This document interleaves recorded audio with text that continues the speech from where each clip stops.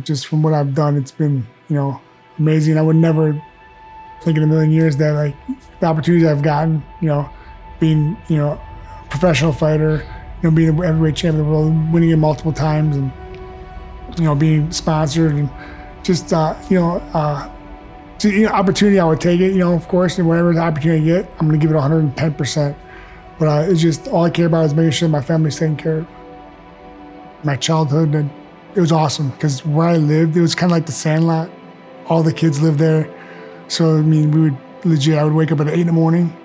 I'd get $5 from my grandpa. Well, I asked for $1, but he would give me like $5. And I would buy these iced teas called Dairy Mints for $1, half-gallon iced teas, and that's how I would drink the whole day. I would never eat. We'd play baseball, football, basketball, whatever. We'd swim all day, and I'd get home by 8 or 9 o'clock at night. And it was pretty sweet. I just, we had a lot of good athletes around my area, and we played some big football games and baseball games. It was just fun, honestly. And I think doing that every day almost, was definitely made me the person I am today. Did you get into fights as a kid?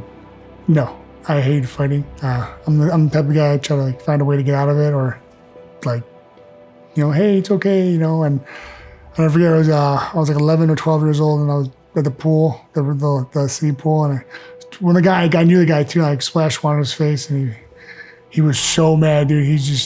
Ironically, he had me against the fence and just straight pieced me up. I didn't drop, but I cried like a little bitch. Like, why did you hit me? But I was like, that was the last time I really got in a physical, altercation. But no, I would never, in a million years, think I was gonna fight and be a mixed martial artist. I would never think that in a million years. We brought him in because he was a wrestler, and he was longer. And I was training Dan Bobish at the time, who fought in UFC 14. It was just a long time ago, right? But I think Dan was getting ready for like a Pride fight or something, though, because he ended up moving to Pride. And so we had a mutual friend said, "Oh, I have a guy that wrestled for Cleveland State and come in, and he's about 220 or something like that, So I said, okay, bring him in. So Bobish was a D3 national champ, right? Stipe comes in, and nobody really took Dan down, and Stipe comes in, shoots in a single or double, single, and Dan sprawls, like crazy, great, perfect sprawl, everything. I said, well, he's not getting the takedowns, and then Stipe was like this, and I was like, and I was like, holy shit, I started training, helping Dan Bobish out, and then I started sparring, and I told my dad, I'm like, hey, Dad, I think I'm gonna try this mixed martial arts thing. And the first thing my dad says, you have a great nose for it. What was he talking about? And I found out real quick why. It's pretty flexible, so thank God, knock on wood, thank you, Dad. Yeah, I think the minute I started learning mixed martial arts, of everything, Muay Thai, Jiu-Jitsu, I would go on YouTube and watch all fight videos and techniques, and I would just kind of, learn. And I think a lot of people don't understand, when you learn something, you make it to your ability, not that person's ability. You can't make it as perfect as them, because they might do it a certain way that you can't, but you can do it a certain way they can't. So make it your own. I still do it now watching. I don't watch it as much anymore, but I love every second of it. The bond I have with my team, we'll start out with my head coach, Marcus. That's my dude, man. That guy is, I learned a lot from him, especially the whole loyalty part and just the way he is around people. And that's why I'm at that gym. That gym is not so much about fighting, it's about family. And it's a big part of it. I'm very, very lucky. He's actually the godfather to my daughter. That's how much I love the guy. He's my everything, dude. I wouldn't be here today if it wasn't for him. It's unbelievable. I tell everybody too, he walks in here, right? He's getting ready for camp. People here are very respectful, but they're like, hey, could you sign these gloves and stuff? And he'll be like, herpes genital cream in my car. I fell out of your pocket. Oh, all right, thanks. It's like Valtrex plus Abreva. I've never seen it, but good luck with that. Add your name on it. Oh, I read it. Add your name on it. It said, please use by soul, whatever. So, I got you, man. All right. Bring it tonight so I can put it on. But he never changed. He's been the same all the way through. It's incredible, honestly. That's why I was attracted to him as a fighter for us, but also being his coach, and then that's how we became friends. Like I said, he walks in here, people asking him he's late for practice or something, and they're saying, could you sign your gloves? And he'll be like, oh yeah, you want me to hold your child and take a picture? Like, he offers stuff that usually most guys wouldn't do, And I just sit back and he's awesome. Who is Stipe Miocic? Just a normal guy, nothing different. I'm loyal as they come. You know, listen, you got my back, I got yours. But the minute you F it up, you're out. You're dead to me. And that's one thing about me. Like, I carry my heart on my sleeve, and I'm always going to be there to help you out. Even though you might not help me, but you're a good guy to me, I'm still going to help you out because that's just the type of person I am. I believe in karma.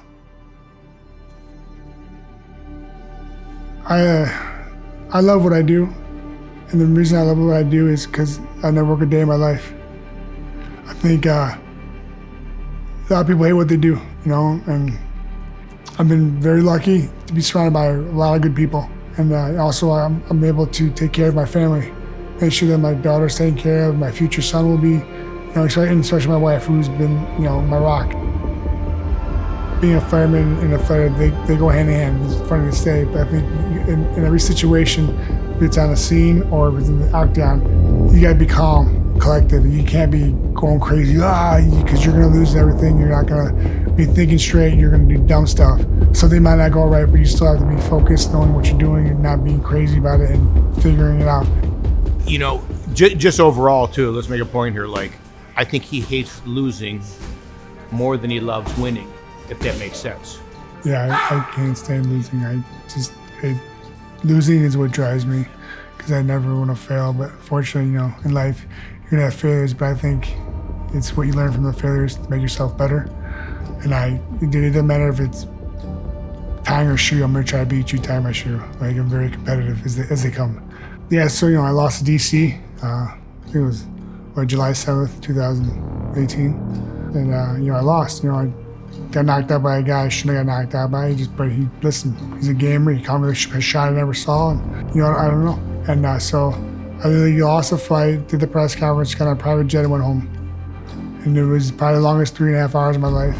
I was drinking some beers, playing some cards, just trying to get my mind right, trying to get, you know, it sucked. And then got home, and the best thing that ever happened to me, that probably saved me mentally, was I had my daughter 2 weeks later.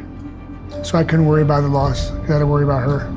I don't think she'll really understand until she's older when I tell her how much she really did for me. Because if it wasn't for her, I'd probably be going crazy in my mind. Why the heck did I lose? Why the heck did I lose?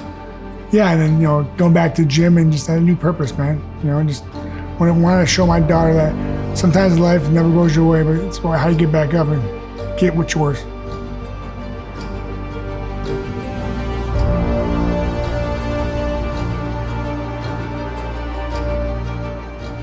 When's the switch happen? The switch happens is when I walk into the octagon and the door closes behind me, I hear click, and I go, oh, can't leave now. Is Humberto Crossgate in the room fighting. All right. And they say, ready, set, fight, and all right, it's fight or flight. You know, fighting in front of a ton of people. There's like 45,000 in Brazil, and I fought for the title for the first time. It was a little crazy, but it's like riding a bike. The more times you do it, the better you get. So, I mean, the more fights I have, I've gotten more comfortable. And listen, I still get the nerves, because you gotta have the nerves. If you don't have the nerves, you're not ready. Because in this sport, anything can happen. You don't know. It doesn't matter. The guy might not be the hardest puncher. You can still get knocked out. You know, the guy might not be the greatest submission artist, but guess what? You've been caught. You know, and there's nights where the guys can be better than you. So you have to be ready for all that.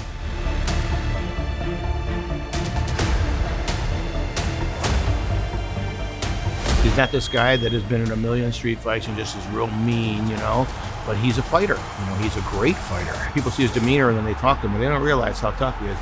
I think it was the Overeem camp. He knocked out like 7 people in 2 weeks. Right. We spend a lot of time dragging people out of the cage, making sure they're okay. Never stop. Get what you want. You know, nothing's ever given, it's earned. And have fun. This problem is no one has fun anymore.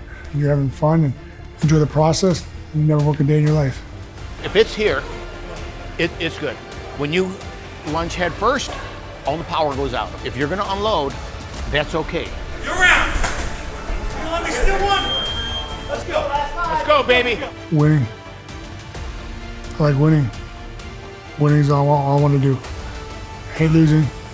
I'm gonna do whatever I have to do to get that win.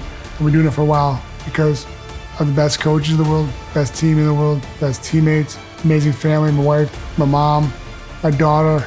I have it all. Where I'm at, it's never gonna stop. It's not just me, it's all of us. We're all in this together. When I win the title, yeah, I'm the champ. It's not really. It's everyone's the champ because everyone put every sacrifice something for me. We all sacrificed to get where we're at today, and that's what I'm never gonna stop.